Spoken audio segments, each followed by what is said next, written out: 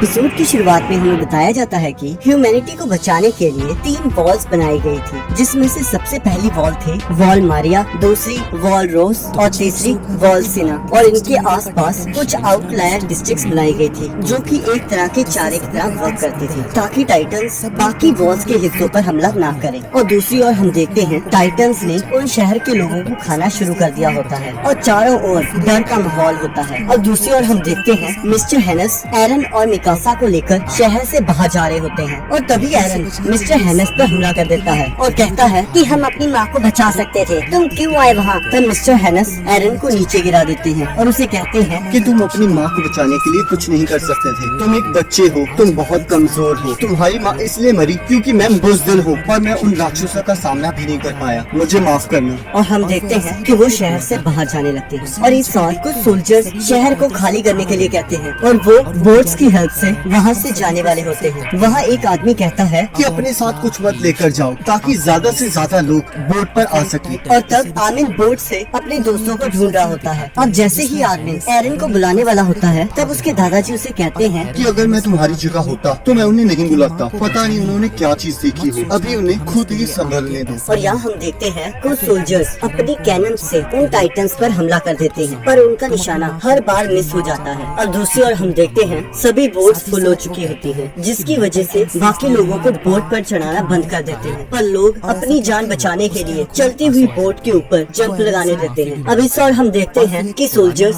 Wall Maria के gate को बंद करना स्टार्ट कर देते हैं। और तब हम देखते हैं कि मिस्टर हेनस कहते हैं कि अभी इस गेट को बंद मत करो, अभी बहुत सारे लोगों का आना बाकी है। तो दूसरा सोल्जर कहता है कि हमारे पास इतना समय नहीं है, अगर हमने टाइम पर इस गेट को बंद नहीं किया तो टाइटन्स इस दीवार को भी तोड़ देंगे। और तभी हम देखते हैं कुछ सोल्जर वहाँ आते हैं और कहते हैं जल्दी गेट को बंद करो, टाइटन दरवाजे के पास आ रहे हैं। और तभी उन्हें किसी के आने की आवाज आती है, जिससे वो सभी डर जाते हैं। और हम देखते हैं कि एक बहुत हट्टा कट्टा टाइटन वहाँ आ जाता है और वो अपनी फुल स्पीड से उस दीवार की ओर बढ़ रहा होता है और सोल्जर्स उसे रोकने की कोशिश कर रहे होते हैं। उस टाइटन को इतनी तेज आते देखकर वो सोल्जर डर के मारे वहाँ से भाग निकलते हैं, पर वो टाइटन अपने एक ही वार से उस दीवार को तोड़ देता है। और हम देखते हैं कि उस वॉल में एक बहुत बड़ा होल हो जाता है। और यहाँ हम दूसरी ओर देखते हैं कि हायर ऑफिशियल्स की मीटिंग चल रही होती है और वो डिस्कस कर रहे होते हैं कि वॉल मारिया का आउटर डिस्ट्रिक्ट डिस्ट्रॉय हो चुका है। तब वहाँ का प्रेसिडेंट कहता है कि पिछले 100 सालों से तो ऐसा कुछ हुआ नहीं, तो ये अचानक टाइटन्स का हमला कैसे हो गया।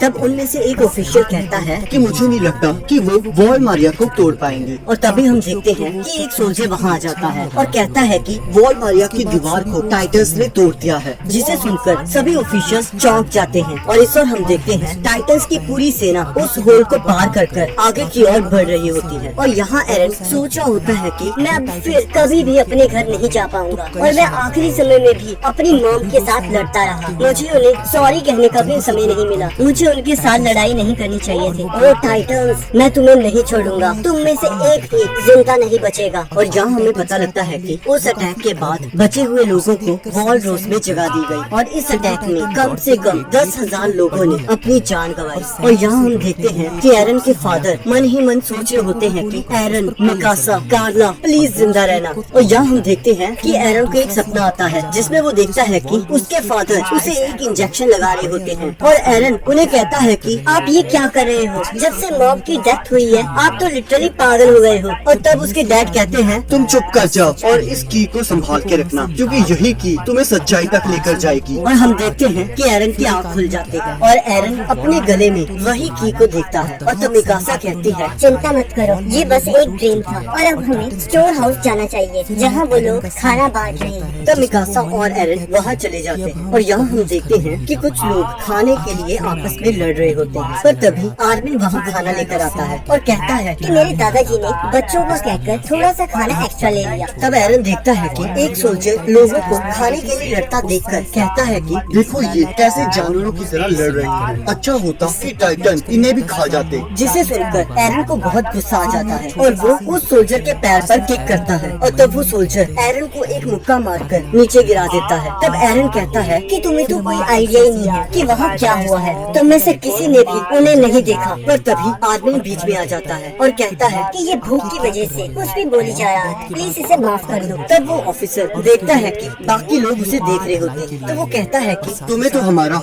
एहसान मानना चाहिए। हमने तुम्हें खुद भूखे रहकर तुम्हें खाने के लिए दिया। तब एरन धीरे से कहता है, तुम्हारा एहसान बिल्कुल भी नहीं। और यहाँ एरन कहता है कि बहुत हो गया, मैं वॉल मारिया की ओर जाना चाहता हूँ ताकि मैं उन टाइटन्स को सबक सिखा सकूँ जो भी उन्होंने किया। तब आर्मिन कहता है कि ये तुम्हारा खाली पेट बोल रहा है। ये सुनकर एरन को बहुत गुस्सा आ जाता है और वो कहता है कि मुझे ये खाना नहीं चाहिए, हमें खुद के पैरों पर खड़ा होना चाहिए, हमें उनकी भीख नहीं चाहिए। तब आर्मिन कहता है कि तुम क्या चाहते हो कि हम उन टाइटन्स के हाथों मारे जाए? तब एरन कहता है तो क्या हम ऐसे ही जीते रहेंगे? तब आर्मिन कहता है देखो, हमारे पास कोई चॉइस बची है। तब एरन कहता है कि हम यहाँ से जा सकते हैं। अगर तुम इनकी चैरिटी पर ही जीना चाहते हो तो जी सकते हो, पर मैं यहाँ नहीं रह सकता। ये सुनकर मिकासा उसके एक पंच मारती है। तब मिकासा कहती है कि अपनी हालत देखी है, हम इनकी मदद के बिना नहीं रह सकते। तुम अपना गुस्सा इसके ऊपर क्यों निकाल रहे हो? हम तो अपने लिए खाना भी नहीं ढूंढ सकते, हम बिल्कुल ही पावरलेस हैं। हम मिलकर भी किसी एक टाइटन को भी नहीं हरा सकते। तो अभी के लिए तुम्हें बस जिंदा रहना चाहिए, जो तुम्हारी मॉम चाहती थी। और वो उसके मुंह में खाना डाल देती है और कहती है इसे खाओ और जिंदा रहो। और तब हमें बताया जाता है कि जो लोग बच गए थे उन्हें फूड उगाने की जिम्मेवारी दी जाती है, पर फिर भी खाने की बहुत कमी हो रही थी। और अगले साल जो बचे हुए लोग थे उन्हें मिलिट्री में भेजा गया ताकि वो वॉल मारिया को वापस हासिल कर सके। तो इस मिशन के लिए कम से कम 20% सर्वाइविंग पॉपुलेशन को भेजा गया, पर उनमें से 200 भी वापस नहीं आए और वो टाइटन्स का भी कुछ बिगाड़ नहीं पाए और इस बीच फूड शॉर्टेज भी कम नहीं हुई। और यहाँ हमें पता लगता है कि आर्मिन के दादाजी भी इसमें शामिल थे और वो भी टाइटन के हाथों मारे गए। तब एरन कहता है हमें इन्हें रोकने के लिए कुछ न कुछ करना होगा। ये टाइम है अपने आप को स्ट्रॉन्ग करने का ताकि हम उन टाइटन्स के साथ लड़ सके। तब आर्मिन कहता है कि मैं तुम्हारे साथ हूँ। और तब मिकासा कहती है मैं भी। तब एरन कहता है तुम्हें मेरी मौत में मेरा साथ नहीं देना चाहिए। तब मिकासा कहती है मैं इसीलिए ज्वाइन करूँगी ताकि मैं तुम्हें मरने से बचा सकूँ।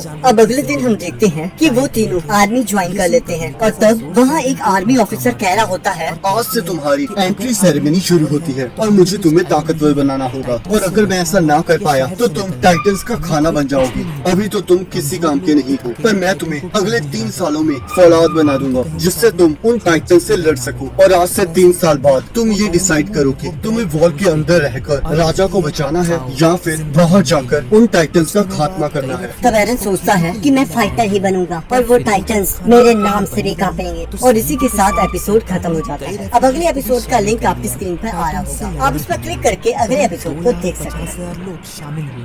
वो पूरी बची हुई आबादी के 20% थे, पर बस कुछ 100 लोग ही बच पाए। हालांकि उनकी कुर्बानियों ने कुछ हद तक खाने की तंगी दूर कर दी।